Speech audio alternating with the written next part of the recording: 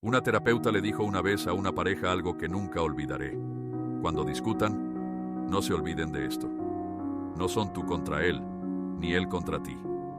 Son ustedes dos contra el problema. Y eso me hizo pensar.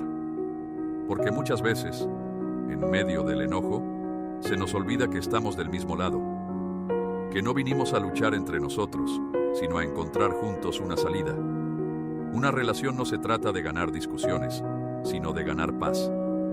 De dejar el orgullo y recordar por qué empezaron. Si se aman, entonces no compitan. Escúchense, comprendan y sobre todo, luchen juntos. El verdadero equipo no se hiere, se cuida.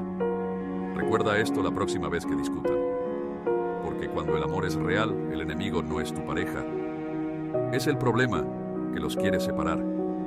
Si alguna vez lo olvidaste,